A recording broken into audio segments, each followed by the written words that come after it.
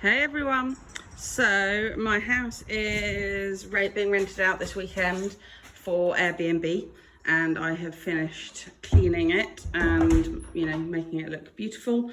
So I thought I would give you a little tour of my house.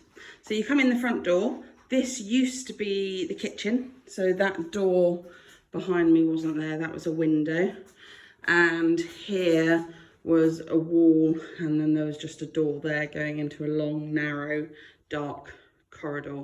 So we took that wall out. This was where the Arga was when we moved in, and we took some slate from the derelict greenhouse and brought it back to exposed brick and had a nice log burner. And then where we store our coats, if you can see, they're actually old doors from the house that Andy and I have upcycled and made into a sort of cloakroom using bits of oak that were left over from the kitchen. So then you walk through. Oh, actually, let me show you this room first. So here's our downstairs cloakroom with the absolutely stunning Singer sewing machine that Andy was left by his auntie. Oh, hello. Oh God, I'm never on Instagram. That was a bit horrible. So you walk through the corridor into our kitchen. I'm not going to do a big tour here because I did my kitchen tour last week, but we've got a big kitchen, dining, living area. Today I've actually left the tables separate. We've got 15 people staying, but the children are young, and so they said to keep the table separate so that they can sit sort of comfortably closely as adults on one table. My lovely new shelves. I will tag where everything's from. Anyway, so now back through the corridor. This cupboard at the end houses our water tank. And then you go through into, so this part is about 17th century, not sure when, but then you come through to the original bit of the house, which is 16th century, it's 1530. The staircase was an Edwardian sort of addition when the sitting part of the kitchen was built. So we've got lovely parquet floor. This is kind of a back hallway that doesn't really get used. It used to be where Andy would work, but he now works out of the house. So it's just where we keep our printer and stuff. Through to our snug, which I love, really cozy room. Lovely open fire. Again, the parquet flooring. So just a really, it's kind of like a winter room. It's quite dark, that's why I've got all the lights on. So in the summer it can feel pretty miserable, but in the winter it gets really cozy. And then through the way, so these double doors here, again, this was an Edwardian extension. This was the main entrance. This was the front door, but there's no parking out there, it's just the road. And now, so we used to run supper clubs every Friday and Saturday night. We would host sort of between about 24 and 30 people for supper. Nearly killed us, but it paid the bills. And so this was our storage for everything, all of our glasses and stuff. And it's, on my to-do list to clear. And then some of you will remember this room. I've literally just changed it. So from an Airbnb perspective, this is a sofa bed that they're going to be using this weekend as a double. But normally that's a nice sofa.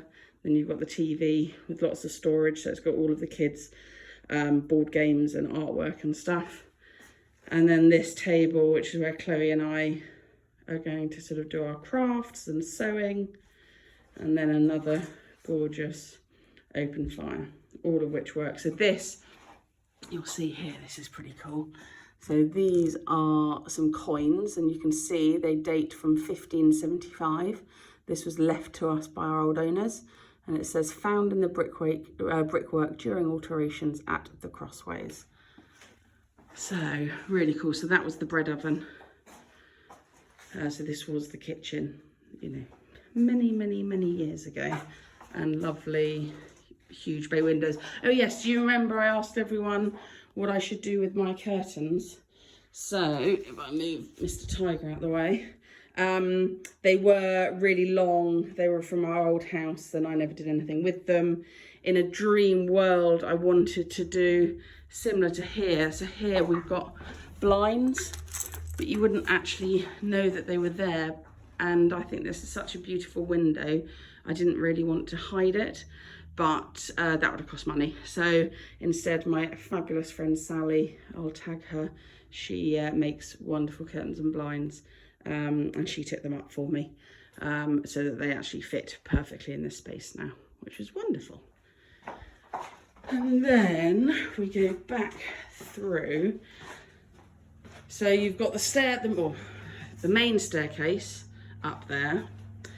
You've then, I'm going to take you back via the hall, but then you've got a back staircase around there. So now we're back into the hall where you enter the house. We're now entering the part of the house where very little has been done. So these are the back stairs that take you up to Seb's bedroom. I think quite like actually. So what I did was I painted these stairs, leaving the middle runner wood and painting either side. And then the main stairs, I've painted the middle bit, but left wood on the other side. So you can come straight through here. Lovely, lovely original tiles. So now we're gonna have a bit of reality. This is a dumping ground. This used to be the pantry because that was obviously the kitchen. So it's got a really lovely built-in storage there.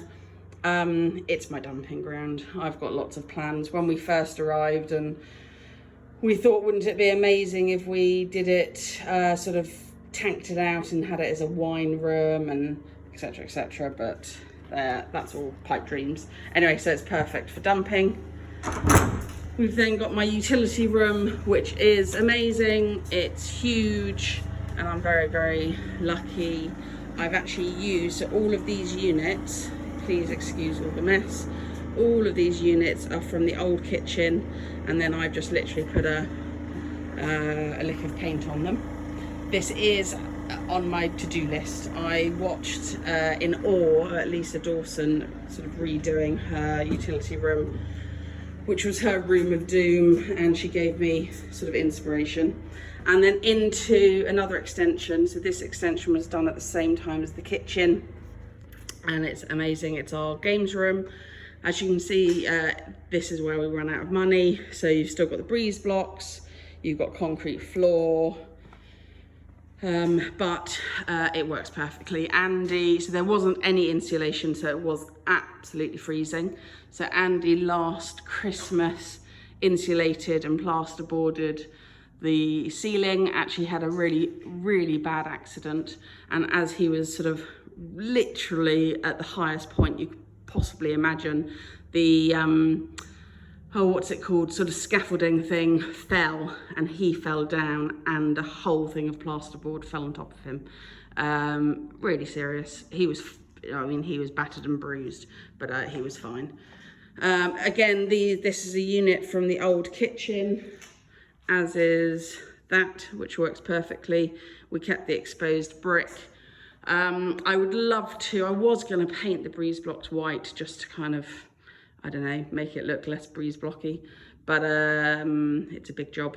So I would love to eventually panel it, because I think from a photo shoot point of view, it would be pretty cool if it was panelled, and then, you know, it's quite kind of like a blank canvas. This is where Seb lives. He boxes, well, he doesn't box, but he has a boxing thing that he likes to kind of vent his frustration with. Pool table, table tennis table, PlayStation, so it's kind of like your dream boy's den. So that's it, that's our downstairs. Thank you for coming on my tour.